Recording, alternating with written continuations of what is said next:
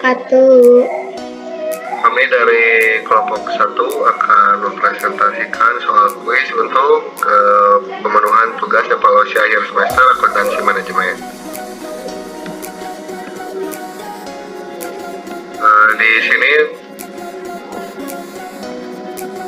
Di sini adalah latar belakang. Akuntansi manajemen adalah bidang akuntansi yang berfokus pada penyediaan informasi keuangan dan non-keuangan yang relevan untuk membantu manajemen dalam membuat keputusan bisnis. Informasi ini digunakan untuk perencanaan, pengendalian, pengevaluasian kinerja, dan pengambilan keputusan strategi. Pada mata kuliah ini terdapat soal kuis yang harus dikerjakan dan untuk pemenuhan nilai evaluasi akhir semester. Di sini ada soal kuis yang menggambarkan Anda adalah seorang manajemen akuntan pada PT YYY yang bertugas untuk menyediakan informasi yang dibutuhkan oleh manajemen dalam pengambilan keputusan. Setiap tahunnya PT YYY selalu membuat anggaran tahunan yang digunakan sebagai dasar operasional di tahun berikutnya. Berikut adalah informasi yang berkaitan dengan penyusunan anggaran tahun 2025. Selanjutnya akan dilanjutkan oleh Kang Miftah. Mangga Kang Miftah. Baik, di sini saya akan melanjutkan penjelasan dari Kang Imam. Dari penjelasan tadi ada beberapa poin. Yang pertama yaitu ada dari anggaran penjualan.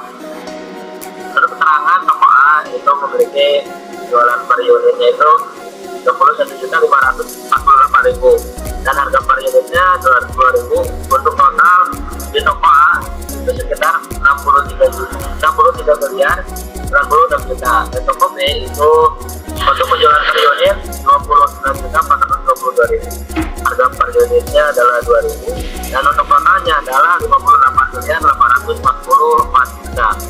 Dan yang terakhir adalah toko C.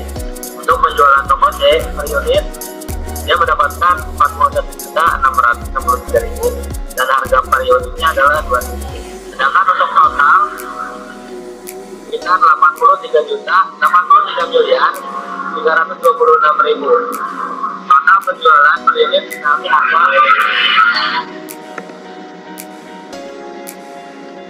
Yang kedua adalah ada anggaran dari produksi. Untuk toko A yaitu penjualan per unitnya sama dengan di keterangan yang sebelumnya yaitu sekitar 31.548.000. Untuk stok awal 3 juta, stok akhir 600.000 dan volume produksi adalah 30.942.000. Dan untuk toko B dia memiliki penjualan per unit 29.422.000 dan stok awalnya sekitar 2.800.000, stok akhirnya 565.000. Untuk volume produksinya 28.850.000. Sedangkan untuk toko C dia memiliki penjualan per unitnya itu sekitar 41.663.000 dan untuk stok awal di 4 juta sedangkan stok akhirnya 608.000. Untuk volume produksi itu 40.850.000. Volume produksi sama dengan penjualan. Baik, selanjutnya di anggaran kebutuhan pokok. Di program PDI ini anggaran kebutuhan pokok yang kebutuhan bahan. Yang pertama bahan baku 20 juta itu memiliki komposisi 0,1, harga per kilogramnya 7,5 dan untuk total kebutuhannya sekitar 750 dan bahan baku 45 untuk komposisinya adalah 0,25 dengan harga per kilogram 2.500 dan totalnya sekitar 120.000. Total ini adalah merupakan komposisi dikali harga per kilogram.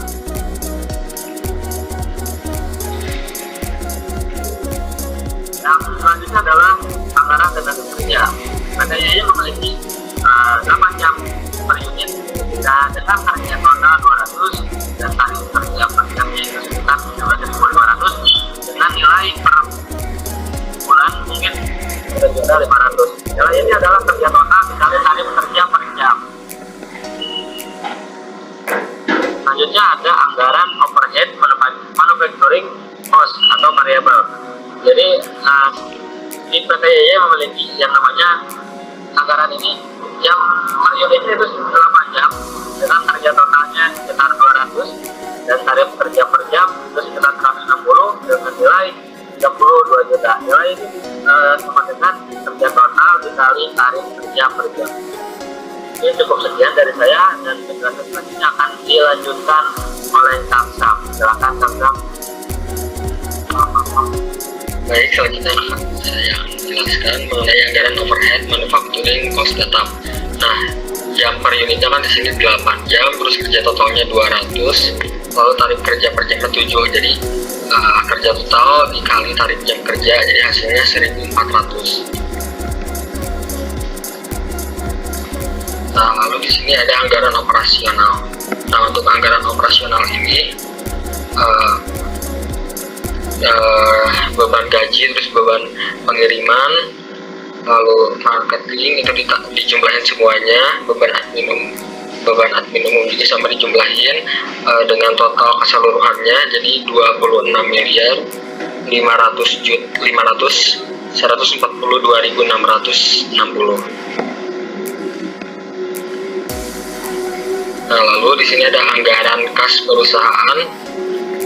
Untuk anggaran kas perusahaan, jadi di sini ada saldo awal, terus penjualan tunai, piutang permintaan lain itu dijumlahkan semuanya, hasilnya 19.045.886.400, lalu dikurangi dengan pengeluaran lain 4.988.342.000, hasilnya itu 14.754.544.400 rupiah. Nah, di sini ada analisis CPP nomor 1 ya.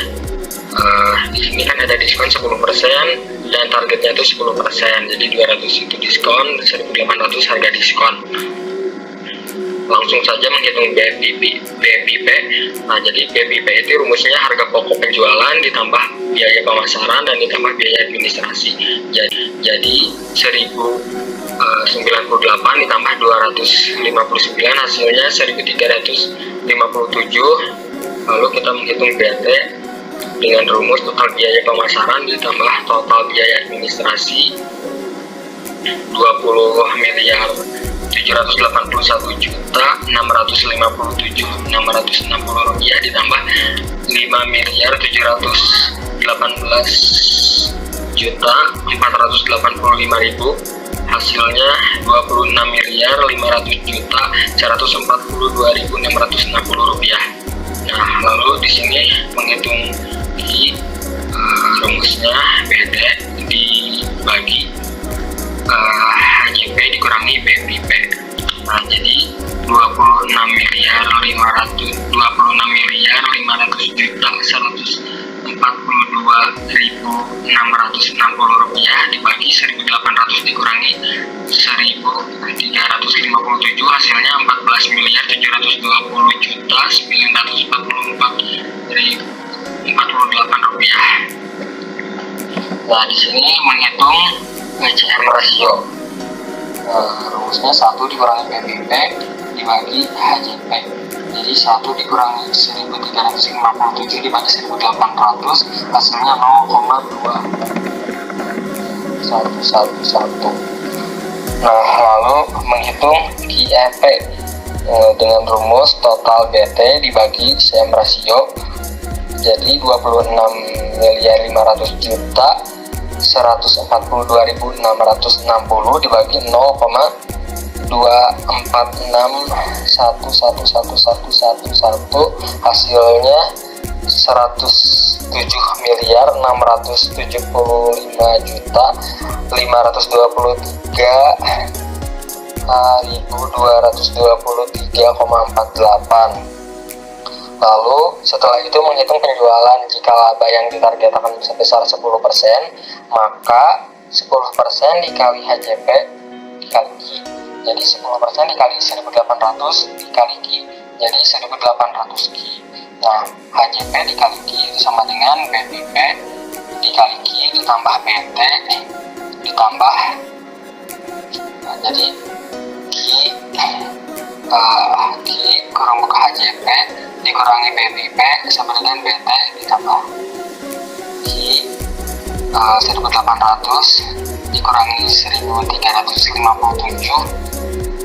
sama dengan 26.500.142.660 rupiah ditambah 180 Ki itu jadi 443 Ki dikurangi 1.800 Ki sama dengan 26.500.142.660 rupiah 263 Ki sama dengan 26.500.142.660 jadi Ki hasilnya untuk selanjutnya akan melanjutkan sampaikan saya Baik, selanjutnya akan dijelaskan oleh saya. Di sini saya akan membahas mengenai anggaran operasional, di mana anggaran operasional terdiri dari biaya sewa. Biaya sewa ini terdiri dari toko D, toko E, dan toko F. Di mana di toko D itu nilainya sekitar 200 juta, lalu totalnya sama 200 juta, dan toko E yaitu sekitar 210 juta dan totalnya yaitu 210 juta. Dan yang selanjutnya yaitu ada toko F, di mana toko F memiliki nilai 275 juta dan totalnya yaitu 275 juta. Dan total dari keseluruhannya antara toko D, E, dan F yaitu 685 juta. Nah, yang selanjutnya ada biaya investasi, di mana biaya investasi toko D, toko E, dan toko F sama sebanyak 750 juta dengan totalnya yaitu 93.750 juta. Lalu yang selanjutnya yaitu kita akan membahas mengenai beban tenaga kerjanya. Nah, beban tenaga kerja toko D, toko E, toko F sama 75 juta semua dengan total keseluruhannya yaitu 225 juta. Dan yang selanjutnya yaitu ada beban pengiriman toko A, di mana beban pengiriman toko A sekitar 2.222.470,91 dengan totalnya juga sama yang disebutkan barusan. Lalu ada juga beban pengiriman toko B, di mana dengan nilainya itu sekitar 3.171.971.459,28 sama juga dengan yang disebutkan tadi totalnya. Lalu ada beban pengiriman toko C. Beban pengiriman toko C sebanyak 3.627.395.953,46 begitu juga dengan totalnya. Namun total keseluruhannya yaitu sekitar 9.648.489.883,65 rupiah. Lalu ada beban marketnya yaitu sekitar 1.500.000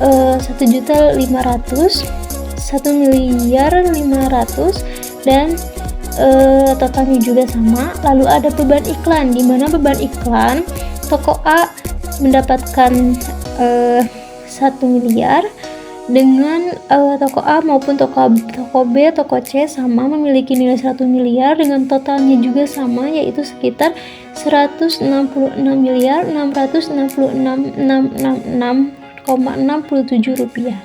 Dengan total keseluruhannya yaitu ada 500 miliar. Dan total keseluruhan dari anggaran operasional yaitu 12,259.739,884 rupiah. Yang selanjutnya yaitu ada anggaran kas perusahaan, opsi ke-1. Nah, di sini opsi ke-1-nya yaitu keterangan dari saldo awalnya yaitu sekitar 780.620.400 rupiah. Lalu ada juga penjualan tunainya sekitar 181.397.673 rupiah. Dengan piutang dan penerimaan lainnya tidak tersedia. Lalu ada total kesediaan yaitu total tersedia sekitar yaitu penjumlahan antara saldo awal dengan penjumlahan tunai yaitu sekitar 182.154.480.073 rupiah. Pengeluaran lainnya yaitu ada 123.500 juta dan saldo akhirnya sekitar 182.918,73. Nah, yang selanjutnya yaitu tentang opsi keduanya nih. Opsi keduanya sama. Dari keterangan kita akan mengetahui dulu saldo awalnya yaitu sekitar 784.620.400 perak sama yang sebelumnya. Lalu ada penjualan tunainya yaitu ada 181.369.797.673 dan piutang penerimaan lainnya dinolkan atau tidak ada.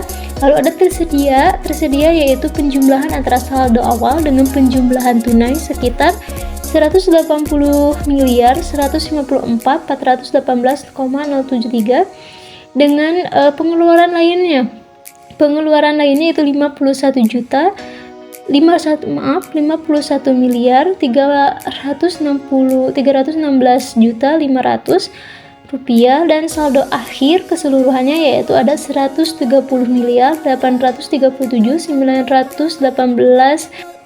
Nah, yang selanjutnya berdasarkan perhitungan di atas yang lebih menguntungkan untuk perusahaan adalah opsi ke-1 karena total saldo akhir lebih besar daripada opsi kedua. Karena yang dipilih opsi ke-1 berikut perhitungan yang lebih lanjut sesuai soal.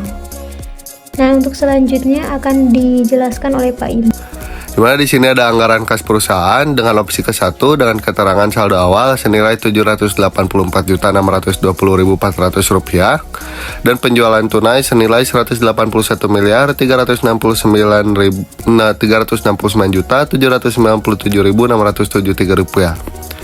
Dengan keterangan piutang 0 dan penerimaan lain 0, maka tersedia total senilai 182.154.418.073 rupiah. Dan pengeluaran lain-lain senilai 123.500.000 rupiah, sehingga didapat saldo akhir senilai 182.030.918.073 rupiah, sehingga kekurangan dana yang diperlukan yaitu 661.120.400 rupiah. Maka apabila hutang ke perbankan, kekurangan dana tadi dikalikan dengan bunga 11% yaitu 661.120.400 rupiah dikali 11% sehingga didapat bunga senilai 72.723.244 rupiah, sehingga total hutang senilai 733.843.644 rupiah, sehingga diperlukan pembayaran per tahun senilai 146.768.728 rupiah.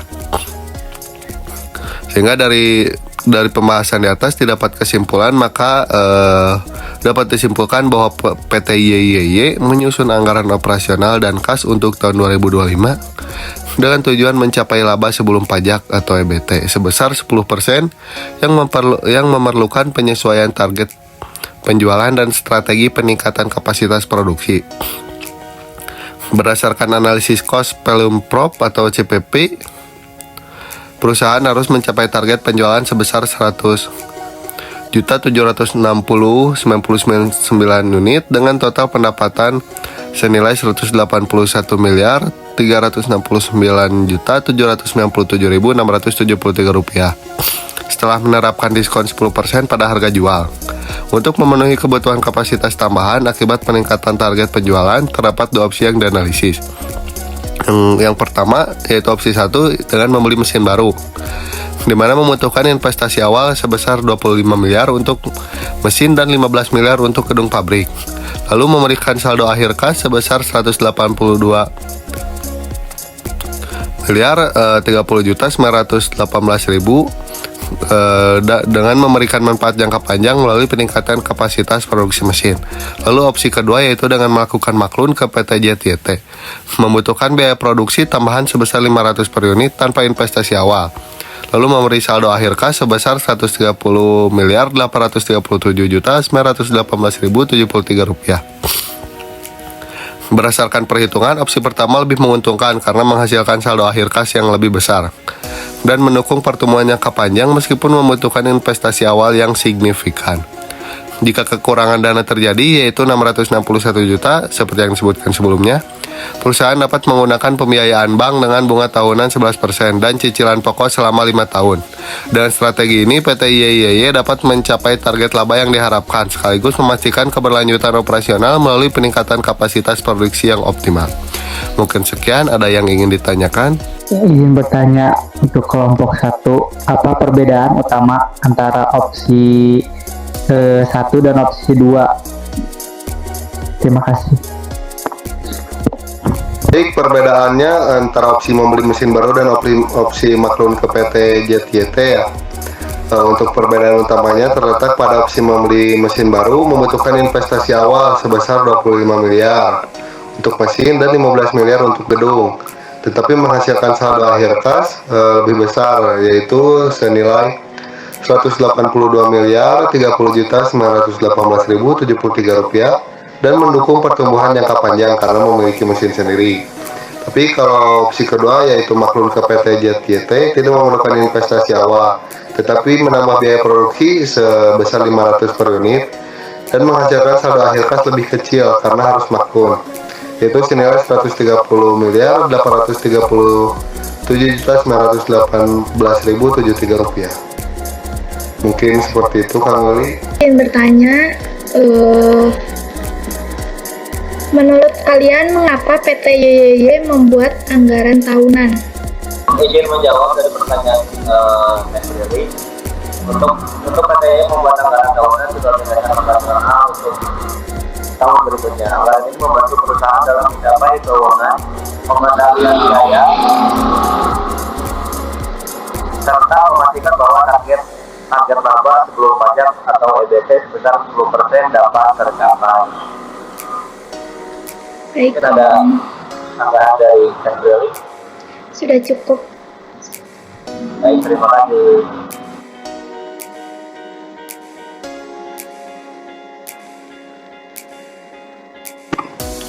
Apa ada yang mau ditanyakan lagi?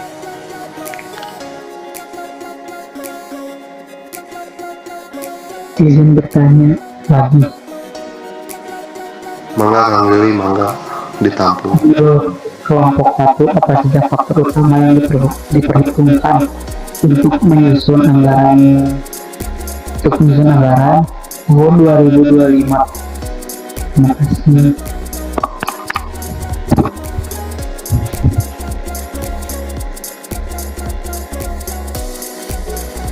Silakan mau Sam atau Teh Anissa.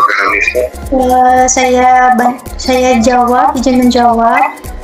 Di sini, menurut saya faktor utama dalam menyusun anggaran adalah target penjualan, volume produksi, juga komposisi bahan baku, biaya tenaga kerja, biaya pemasaran dan administrasi, serta ketersediaan kas untuk menutupi pengeluaran operasional. Mungkin cukup segitu penjelasan dari saya, Kang Willy. Ada yang mau disanggah, Kang Willy?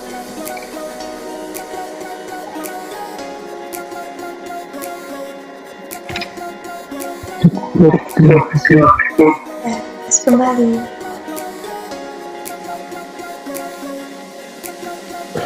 Ada lagi yang mau bertanya?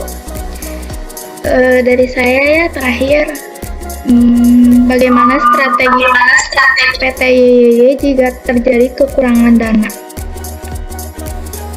Terima kasih pertanyaannya Teh Lili. Izin menjawab. Jika terjadi kekurangan dana sebesar 661 juta rupiah, PT JJJ itu berencana menggunakan pembiayaan bank dengan bunga tahunan 11% dan cicilan pokok selama 5 tahun, seperti itu. Baik Kang, makasih jawabannya.